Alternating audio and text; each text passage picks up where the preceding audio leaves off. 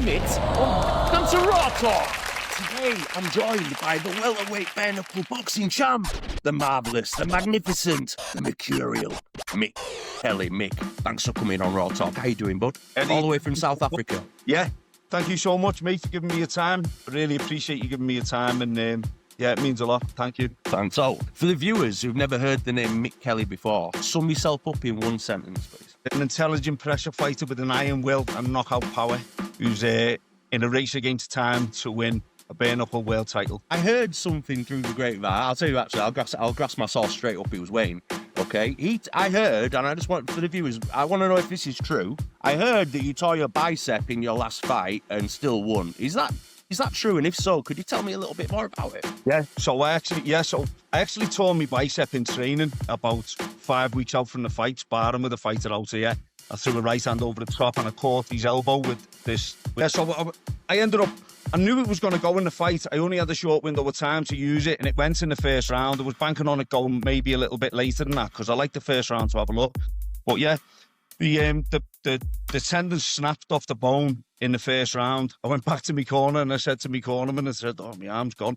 And he went, "Nobody gives a fuck about your arm. They only care if you win." Needed to hear. So I went out in the second round. I took a few risks, took unnecessary shots because I panicked in my mind and I thought, I've got to get him out of here because I don't really fancy fighting in a bare-knuckle fight for another 4 rounds and compromised. So I ended up being able to throw it, and luckily, I caught him at the back end of the second round and put him away with it. But it was a good experience because, I taught myself that I have got that toughness that I always had, but you never know until you're in that position. Yeah, it was bittersweet, really, because it's offset my plans, tearing my bicep, but I'm back training with it now, and as you can see, like, I've got a whopping scar. Yeah. And when things get chaotic, kids, travel, family life, training, what's a non-negotiable rule you live by, mate? You've got to have the discipline to do what you need to do, regardless of how you feel. I just apply discipline. When I'm laying on the couch and I've had a hard day, my kids are asking me, and I know I've got all of these tasks to do. I've got to apply discipline to make sure I do them with enthusiasm. Go and do my training with enthusiasm, even when I don't want to go. This job that I do, sometimes it can become monotonous, but I go and try and do it with enthusiasm so that I'm not letting the side down. Protection work. Control keeps people safe. In fighting, control can hurt people. How do you switch mindset without losing any balance? Moderation, isn't it? You've got to have the ability to moderate what's going on around you and have a little bit of a, what's the word we use when I was in the army? Situational awareness. You've got to have situational awareness, haven't you? There's a time to turn it on and not. You could have I'm compass mentis every other day apart from fight day, where I'm out of my mind with like fear and anxiety and just like, I want to get this over. I was talking about this with one of my mates, you could just have a dust up in the street, it'd be no problem. There's not that anxiety beforehand, but on fight day, mate, like, it's coming. So there's that huge build up. But yeah, I suppose moderation's the key. For me in my last fight, when this went, I knew this was going to go in the fight. I knew for a fact it was going to go, but I didn't react the way I thought I would. Like, I trained my mind religiously and I trained religiously to be able to get the fight done with my left hand. But as soon as it went, I flapped and I just started going. I just went for it and took unnecessary punches. Now, if I hadn't have had a good chin, I could have got turned over because I took 3 or 4 full. I took a right hand over the top, mate, with a bare fist, full pelt, right hand over the top with a bare fist, and then a full pelt left hook.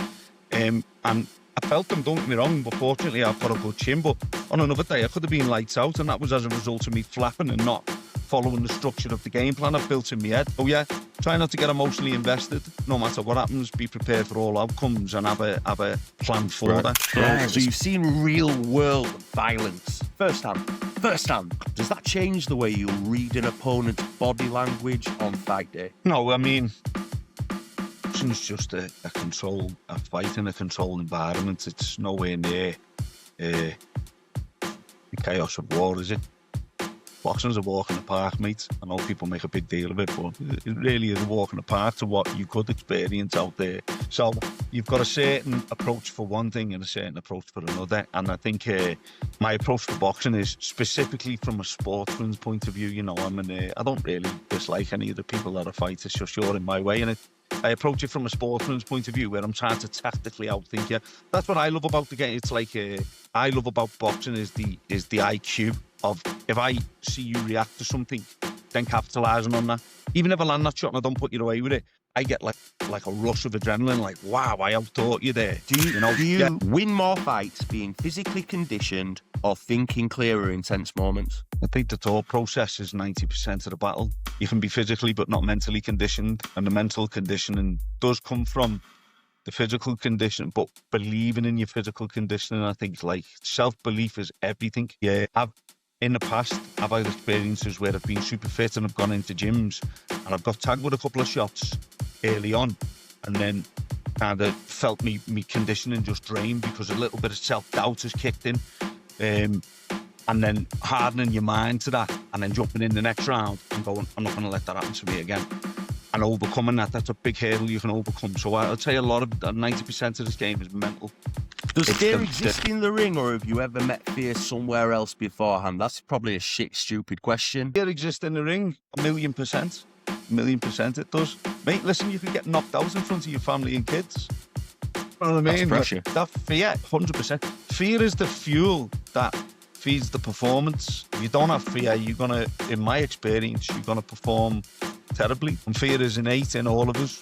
We all experience fear. Yeah, 2-0 with 2 finishes. Have the last 2 fights, in your own words, been a challenge? I mean, or just, are they just guys in the way of your goal? How do you see it? Each fight presents its own challenges, mate. You know, I don't see these fights as stepping stones, because, you know, you can't, especially in bare knuckle. There's no safe space in bare knuckle. A triangle, isn't it? No, you fight in a triangle. No, I fight Queensberry rules, whereas the other organisations, they allow the clinching. And for me, only an idiot jumps into battle with a dull blade, and I'm not versed in the clinch at the moment. I want to be the finished article with the clinch before I decide to jump over to them organisations. But I want to win a belt in all 3 organisations. I see every fight as a challenge, mate, especially with a bare fist. Like, bare knuckle boxing is to boxing what ping pong is to tennis. And a lot of the boxers who are switching over, you don't realise that. Mm-hmm. It's a different kettle of fish, mate, because you're going to get tagged, and everything that hits you hurts you. Body and head. Everything hurts, mate. If you don't go to A&E after a bare knuckle fight, you're very lucky. A good friend of mine, he was my first guest on Raw Talk. He boxed on that show. He's 36 years old. 36 years old. He fought a 21-year-old in his first ever bare knuckle bout. 24 hours or 48 hours notice. Just stepped in and got a draw. Mate, did you see that guy's a bad guy, mate. He's like, it was unique how he came out. He came out to Postman Pat with the mask on. I thought, wow, this is really unique. No, this guy gives me serial killer vibes with that mask on and that outfit and that song. And it really stood out to me. And I was literally like feet away from him watching him fight. I thought it was a brilliant fight, and fair play to him for jumping in with that short notice. It takes a lot of bottle, that, mate. So yeah, I got to see it, and I thought he performed well. If anything, I thought he deserved the nod, to be honest with you. I thought he deserved to get the nod. Some might say. Do you have any shout-outs? Yeah, I'd like to shout out to Wayne. War Thoughts. Yeah. Raw Talk. Shout out to Wayne Wood for giving us the link, and I appreciate it. And I appreciate everything he's done in the past. When I moved up to Leeds, I actually live in Leeds. When I moved up to Leeds, I didn't have no mates or anything. And I've gone up to his gym, and then he gave me a little bit of a sense of purpose. Living a life of obscurity without boxing for a good while. And boxing realigns me. So I went into his gym, and I ended up coaching with his amateur setup, and that was nice. And he's always given me a lot of opportunities, Wayne. So yeah, I'd like to give him a shout out. I appreciate it. I'd like to give a shout out to the lads I'm working with out here. And the lady who sponsors me. Zambine. I'd like to give a shout out to all the Zambine staff out here who look after me while I'm out here. And Luke and Zane, who I'm working with, for giving me the time to come and do this around our busy schedule. Just like to say I appreciate them. And I'd like to give a shout out to Mikey Newman for the sponsorship. Really appreciate him. Invictus. And I'd also like to give a shout out to Lenny from Dream Body Gym, always being behind me. And when I'm in the UK, I've always got a place I can go and train. And Really appreciate him. And someone who would love to give a shout out to as well as Paul Stredder. You know, known the guy since I was a young kid. It's because of him that I got into bare knuckle boxing. He was kind of the only one. He came up to me during the boxing show. He was like, "You were the one that got away." And it meant a lot. Yeah, it was the catalyst for me getting into. His belief was probably the catalyst to me getting into bare knuckle boxing. And I had him in my corner. I was very blessed to have him in my corner in my last fight, and to give me that kick up the arse I needed through my injury to go and subside what was going on in my head and win. So yeah, they're the people I'd like to shout out. And my wife, of course, because she won't forgive me. Katie, you know, I love you and I appreciate everything you do for me. Yeah, so control in the ring, control in life. That's discipline at the highest level. Mick, thank you for coming on Raw Talk. I appreciate you taking the time out of your busy schedule in South Africa to give me the scoop I needed and to give you the exposure you needed. So thank you so much, and thanks for coming on Raw Talk. Thank you, bud.